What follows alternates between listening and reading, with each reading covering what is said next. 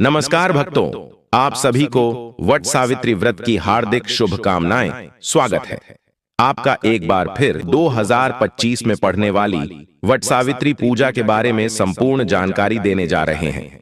दोस्तों, इस बार साल 2025 में वट सावित्री का व्रत कब रखा जाएगा, इसकी पूजा का शुभ मुहूर्त क्या है, पूजा विधि क्या है, व्रत में क्या खाना है क्या नहीं खाना, कौन सी चीज है जो दान में देना है और कौन सी चीज है जो हमें बिल्कुल भी ध्यान नहीं देना है, और वह कौन सी महिलाएं हैं जिनको वट सावित्री का व्रत बिल्कुल भी नहीं रखना चाहिए, पूजा कैसे करना है, किस विधि से करना है, किस दिन करना है, पूजा का शुभ मुहूर्त क्या रहेगा, पूजा विधि क्या रहेगी, संपूर्ण जानकारी आज हम आपको इस छोटी सी वीडियो के माध्यम से देने जा रहे हैं। दोस्तों, आपसे निवेदन है कि वीडियो के अंत तक आपको बने रहना है, वीडियो को काट काट कर नहीं देखना है, वीडियो को पूरा ही देखना होगा, तभी आपको संपूर्ण जानकारी प्राप्त होगी।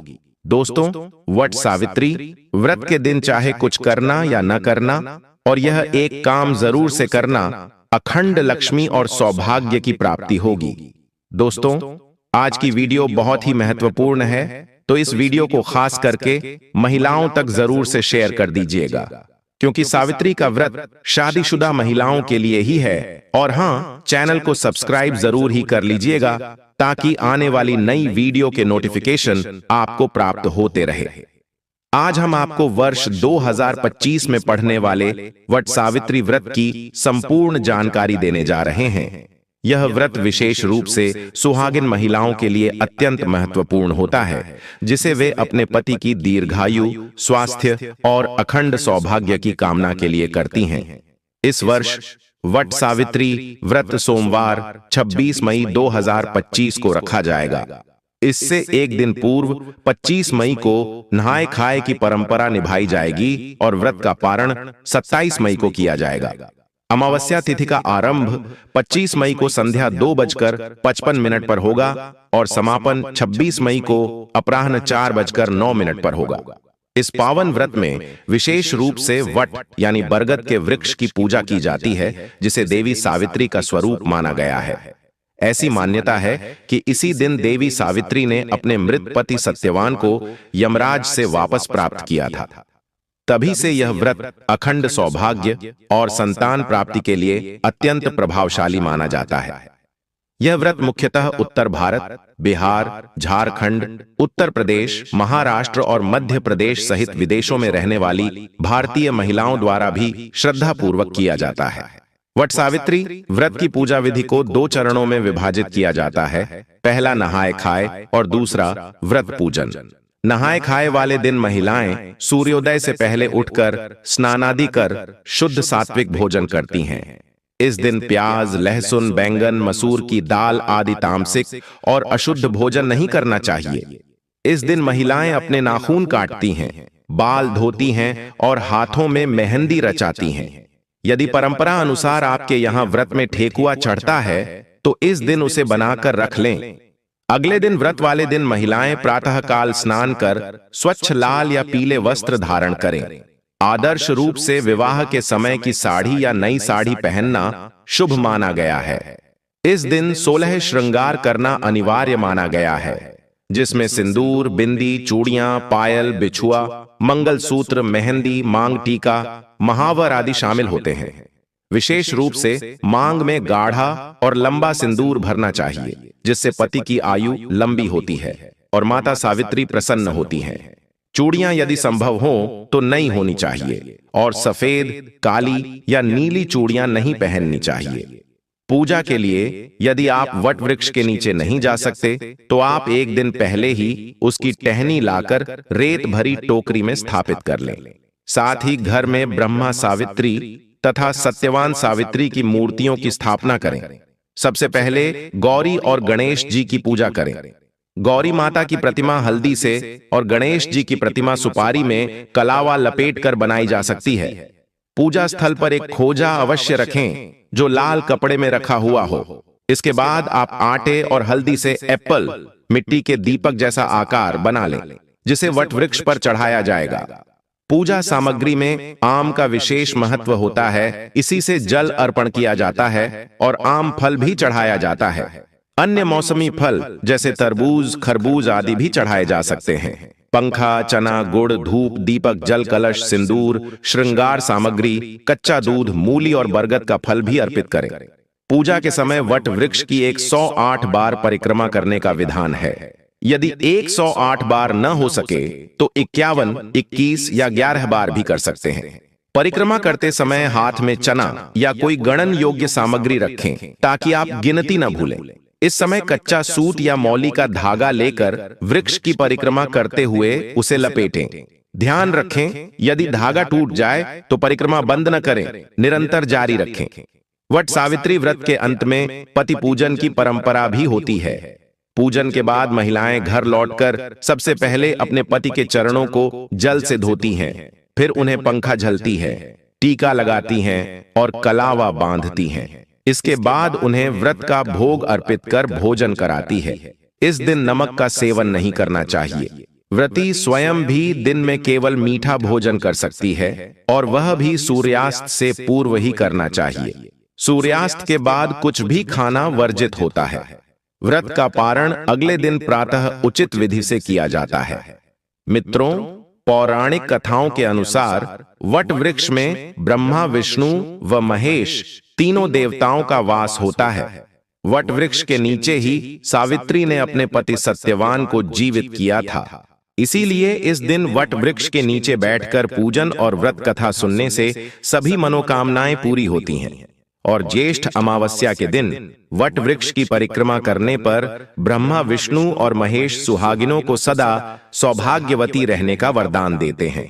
और दोस्तों, गांवों शहरों में हर कहीं जहां वट वृक्ष है वहां सुहागिनों का समूह परंपरागत विश्वास से पूजा करती दिखाई देगा। अपने सुहाग की लंबी उम्र की कामना के लिए वट सावित्री अमावस्या पर सुहागिनों ने वट सावित्री पूजा करेंगी और कई स्थानों पर वट वृक्ष के तले में सुहागिनों का तांता नजर आएगा। सुहाग की कुशलता की कामना के साथ सुहागिनों ने परंपरागत तरीके से वट वृक्ष की पूजा कर व्रत रखेंगी और उनके द्वारा 24 पकवान और इतने ही प्रकार के फल व अनाज भी चढ़ाई जाएंगे। उसके बाद वट वृक्ष को धागा लपेटकर पूजा करके पति की लंबी उम्र की कामना की जाएगी। इस दिन सुहागिन महिलाएं वट के पेड़ की पूजा अर्चना कर अखंड सुहाग का वर मांगेगी और पूजा के लिए घर से सज धज के निकलेगी। दोस्तों, वट सावित्री की कथा भी इस प्रकार से है। प्रसिद्ध नागेश्वर देश के राजा थे। उनको संतान सुख नहीं प्राप्त था। इसके लिए उन्होंने 18 वर्ष तक कठोर तपस्या की, जिसके उपरांत सावित्री देवी ने कन्या प्राप्ति का वरदान दिया और इस वजह से जन्म लेने के बाद कन्या का नाम सावित्री रखा गया। कन्या बड़ी होकर बहुत ही रूपवान हुई और योग्य वर न मिलने की वजह से राजा दुखी रहते थे और राजा ने कन्या को खुद वर खोजने के लिए भेजा। तब भक्तों जंगल में उसकी मुलाकात सत्यवान से हुई। द्युमत्सेन के पुत्र सत्यवान को पति रूप में स्वीकार कर लिया और इस घटना की जानकारी के बाद आर्षि नारद जी ने अश्वपति से सत्यवान की अल्प आयु के बारे में बताया। तब भक्तों माता पिता ने बहुत समझाया, परंतु सावित्री अपने धर्म से नहीं हटी, जिनके जिद्द के आगे राजा को झुकना पड़ा और सावित्री और सत्यवान का विवाह हो गया। और भक्तों, सत्यवान बड़े गुणवान, धर्मात्मा और बलवान थे। वे अपने माता पिता का पूरा ख्याल रखते थे। तब सावित्री राजमहल छोड़कर जंगल की कुटिया में आ गई थीं। उन्होंने वस्त्राभूषणों का त्याग कर अपने अंधे सास ससुर की सेवा करती रहती थी और इस प्रकार से वह अपना जीवन यापन जंगल में बिताने लगी। तब भक्तों, सत्यवान की मृत्यु का दिन निकट आ गया और नारद ने सावित्री को पहले ही सत्यवान की मृत्यु के दिन के बारे में बता दिया था और समय नजदीक आने से सावित्री अधीर होने लगी, बहुत चिंतित होने लगी। उन्होंने 3 दिन पहले से ही उपवास शुरू कर दिया। तब नारद मुनि के कहने पर पितरों का पूजन किया और प्रत्येक दिन की तरह सत्यवान जब भोजन बनाने के लिए जंगल में लकड़ियां काटने जाने लगे, तब दोस्तों सावित्री उनके साथ गईं और वह सत्यवान के महाप्रयाण का दिन था, यानी कि सत्यवान का वह आखिरी दिन था प्राण त्यागने का। तब सत्यवान लकड़ी काटने पेड़ पर चढ़े, लेकिन सिर चकराने की वजह से नीचे उतर आए तब मित्रों सावित्री ने पति का सिर अपनी गोद में रखकर उन्हें सहलाने लगीं। तभी मित्रों यमराज आते दिखे जो सत्यवान के प्राण लेकर जाने लगे। तब भक्तों सावित्री भी यमराज के पीछे पीछे जाने लगीं। उन्होंने बहुत मना किया, परंतु सावित्री ने कहा, जहां मेरे पतिदेव जाते हैं वहां मुझे जाना ही चाहिए। बार बार मना करने के बाद भी सावित्री पीछे पीछे चलती रहीं। तब सावित्री की निष्ठा और पतिपरायणता को देखकर यम ने सावित्री को वरदान मांगने को कहा। सावित्री ने एक एक करके वरदान मांगने शुरू किया। सावित्री के अंधे सास ससुर को आंखें दी, उसका खोया हुआ राज्य दिया, और यमराज ने फिर कहा कि सत्यवान को छोड़कर चाहे जो मांगना चाहे मांग सकती हो। इस पर सावित्री ने 100 संतानों और सौभाग्यवती का वरदान मांगा। तब यम ने बिना विचारे प्रसन्न होकर तथास्तु बोल दिया। वचनबद्ध यमराज आगे बढ़ने लगे। सावित्री ने कहा कि प्रभु, मैं एक पतिव्रता पत्नी हूं और आपने मुझे पुत्रवती होने का आशीर्वाद दिया है। यह सुनकर यमराज को सत्यवान के प्राण छोड़ने पड़े और सावित्री उसी वट वृक्ष के पास आ गईं जहां उसके पति का मृत शरीर पड़ा था। तब भक्तों सत्यवान जीवित हो गए, माता पिता को दिव्य ज्योति प्राप्त हो गई और उनका राज्य भी वापस मिल गया। इस प्रकार सावित्री सत्यवान चिरकाल तक राज्य सुख भोगते रहे। अतः पतिव्रता सावित्री की तरह ही अपने सास ससुर का उचित पूजन करने के साथ ही अन्य विधियों को प्रारंभ करें और वट सावित्री व्रत करने और इस कथा को सुनने से व्रत रखने वाले के वैवाहिक जीवन के सभी संकट टल जाते हैं। दोस्तों, इस प्रकार से सावित्री व्रत की यह कथा सुनने मात्र से पति पर आने वाला संकट हमेशा के लिए टल जाता है और संतान सुख की प्राप्ति होती है।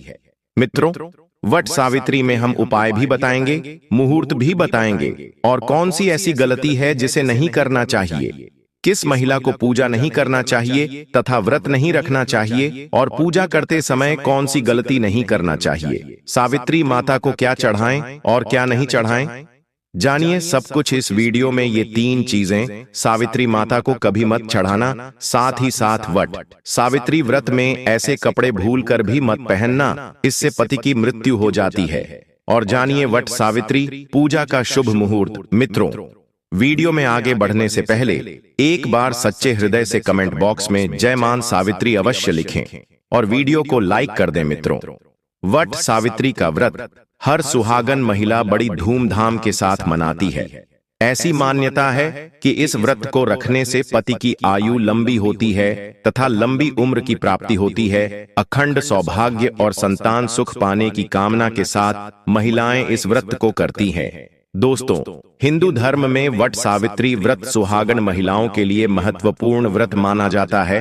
पंचांग के अनुसार वट सावित्री व्रत हर साल ज्येष्ठ मास के कृष्ण पक्ष की अमावस्या तिथि को रखा जाता है और यह व्रत सुहागिन महिलाएं अखंड सौभाग्य और संतान प्राप्ति की कामना से रखती है। इस दिन वट वृक्ष और सावित्री सत्यवान की पूजा होती है। दोस्तों, वट सावित्री व्रत की पूजा में कुछ विशेष सामग्री की आवश्यकता होती है, जिसमें सावित्री सत्यवान की प्रतिमा और बांस का पंखा, लाल कलावा, धूप दीप और फल फूल, रोली सुहाग का सामान, पूरियां, चना, बरगद के फल, सिंदूर, जल से भरा कलश और रोली आदि चीजों की आवश्यकता रहेगी। और वट सावित्री व्रत के दिन प्रातःकाल जल्दी उठकर स्नान के बाद व्रत का संकल्प लें और सबसे पहले पूजा स्थल पर धूप दीप जलाकर सभी पूजन सामग्री एकत्रित कर लें और एक बांस की टोकरी में 7 तरह के अनाज और दूसरी टोकरी में देवी सावित्री सत्यवान की प्रतिमा रखें। अब वट वृक्ष के नीचे सावित्री सत्यवान की प्रतिमा रखकर सबसे पहले वट वृक्ष पर जल चढ़ाकर कुमकुम, अक्षत, रोली, पूरियां और बरगद का फल अर्पित करें। इसके बाद सूत के धागे को वट वृक्ष के 5, 7, 8 या 12 चक्कर लगाते हुए बांध लें। हर परिक्रमा पर एक एक चना वृक्ष में चढ़ाते हैं और इसके बाद हाथ में काला चना लेकर व्रत कथा पढ़ें अथवा सुने। और मित्रों, पूजा के बाद भीगे हुए चने का बायना निकाले, उसमें दक्षिणा, श्रृंगार का सामान, वस्त्र आदि रखकर सांस को भेंट करें। दोस्तों, चलिए अब जानते हैं वट सावित्री में कौन कौन सी सब्जी नहीं खाना चाहिए और कौन कौन सी सब्जी खाना चाहिए और कौन सा फल खाने से व्रत टूट जाता है।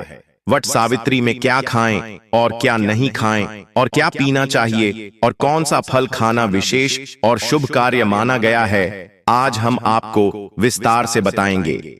लेकिन आगे बढ़ने से पहले कमेंट बॉक्स में अपनी राशि जरूर डाल दीजिएगा। यदि दोस्तों हमारे पास आपकी राशि के अनुसार कोई उपाय होगा तो वह आकर हम आपके कमेंट का रिप्लाई में बता देंगे, ताकि आपको राशि के अनुसार फल प्राप्त हो। दोस्तों, राशि के अनुसार किया गया कार्य बहुत ही शुभ माना जाता है और माता रानी बहुत प्रसन्न होती है। और दोस्तों, आपसे निवेदन है कि कमेंट में माता रानी आपका स्वागत है हमारे घर में जरूर लिखें, ताकि माता रानी का आशीर्वाद आपके ऊपर सदा बना रहे हैं। और वीडियो आपको अच्छी लगे तो लाइक करना ना भूले। दोस्तों, शास्त्रों के अनुसार बताए गए व्रत चाहे किसी भी प्रकार के क्यों ना हो, उनसे जुड़े नियम का पालन करना अति आवश्यक माना जाता है। क्योंकि दोस्तों, जो मन के मुताबिक किया जाए वह संघर्ष नहीं कहलाता। कहा जाता है कि मनोकामना को पूर्ण करने के लिए थोड़ा सा संघर्ष यानी कि तपस्या तो करनी ही पड़ती है। इसीलिए दोस्तों, ऐसी मान्यता है कि व्रत को पूर्ण विधि विधान से किया जाना चाहिए, तब आपको व्रत का पूर्ण लाभ फल प्राप्त होता है, अति उत्तम और शीघ्र दीर्घायु वरदान प्राप्त होता है। आपकी सभी मनोकामनाएं शीघ्र माता रानी पूर्ण करती हैं। ऐसे व्यक्ति को मरने के बाद माता रानी के चरणों में स्थान मिलता है। वह सदैव मां की सेवा करता है और ऐसा भक्त स्वर्गलोक में जाता है। इसीलिए हर शास्त्र यही कहता है कि सच्चे दिल से अगर आपके मन में ईश्वर के प्रति श्रद्धा हो तो बिना पूजा पाठ के ही सारा फल मिल जाता है। और अगर मन में ईश्वर के प्रति शंका हो तो उस मनुष्य को कई जन्मों तक सुख नहीं मिलता, वह नरक में ही भटकता रहता है। भागवत गीता में भगवान श्री कृष्ण ने स्वयं कहा था, दोस्तों, जो मनुष्य सच्चे हृदय से ईश्वर को पुकारता है तो उसका नाता उस शक्ति से जुड़ जाता है जिसे आपने सच्चे हृदय से पुकारा था। इसलिए दोस्तों, भगवान भी कहते हैं कि सच्चे हृदय से ही ईश्वर को पुकारो तो वह आपकी हर मनोकामना को पूर्ण करते हैं। भक्तों, कई लोग ऐसे हैं जो भगवान के सामने घंटों पूजा पाठ करते हैं तथा रोते हैं, फिर भी भगवान उनकी कभी नहीं सुनता। दरअसल जब आप सच्चे मन से ईश्वर को पुकारते ही नहीं हैं, तो भला वह आपकी पुकार कैसे सुनेंगे। दोस्तों, यह तो थी वो बातें जो भक्त और भगवान के बीच की हैं। अब हम जानते हैं वट सावित्री व्रत के दौरान क्या नहीं खाना चाहिए और क्या नहीं पीना चाहिए और कौन सा फल खाने से व्रत संपूर्ण और सफल हो जाता है। दोस्तों, हमारे चैनल प्राचीन ज्ञान को सब्सक्राइब जरूर करें और इस बेल आइकन को दबाना ना भूलें। तो आइए शुरू करते हैं। दोस्तों, आपको बता दें, भूल कर भी वट सावित्री व्रत के दिनों में पानी पूरी कभी मत खाना। अब दोस्तों, आपको यह भी बता दें कि वट सावित्री व्रत में पानी पूरी क्यों नहीं खानी चाहिए, क्योंकि उसमें लहसुन प्याज होता है और खट्टा भी होता है, जो व्रत को भंग कर सकता है, पाप लग सकता है। अगर आप वट सावित्री व्रत या शुक्रवार को खट्टा नहीं खाते हैं तो माता संतोषी आपको धन धान्य से मालामाल कर देती है, आपके घर में अपना आवास बना लेती है। दोस्तों, बस शुक्रवार के दिन इस चीज का त्याग करना चाहिए, पालन करना चाहिए। वट सावित्री व्रत में लहसुन प्याज और खट्टा, फिर चाहे आपने व्रत भी नहीं रखा है, फिर भी आपको शुक्रवार के दिन या अन्य दिनों में लहसुन प्याज नहीं खाना चाहिए।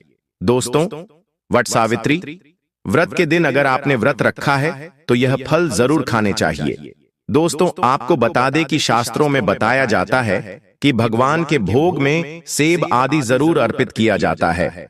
अगर आपका व्रत है तो आपको से जरूर खाना चाहिए। केला, पपीता, तरबूज और मीठे अंगूर जरूर खाना चाहिए। इन फलों से व्रतधारी को शक्ति मिलती है और व्रत संपूर्ण हो जाता है। और शास्त्रों में बताया जाता है कि वट सावित्री व्रत के दिनों में केला जरूर खाना चाहिए।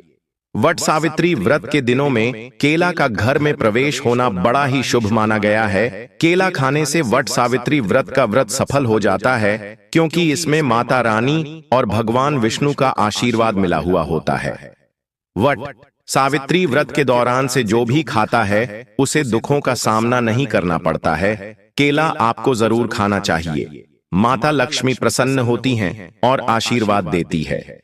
दोस्तों, आपको बता दें कि वट सावित्री व्रत में तेल की तली हुई हरी मिर्च खा सकते हैं, लेकिन कम मात्रा में खाना है। व्रत के दौरान ज्यादा तीखा नहीं खाना चाहिए। भक्तों, व्रत में तीखा खाने से व्रतधारी की जो पेट की आंतें होती हैं उसमें जख्म हो सकते हैं।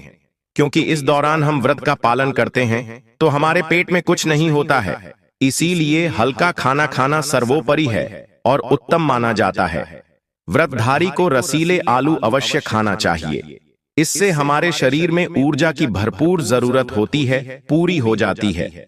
आप आलू का पानी पी सकते हैं, रसीले आलू जरूर खाना चाहिए। दोस्तों, वट सावित्री व्रत में भिंडी की सब्जी जरूर खाना चाहिए, क्योंकि दोस्तों भिंडी में कई ऐसे पोषक तत्व होते हैं जो हमारी हड्डियों को मजबूत बनाते हैं।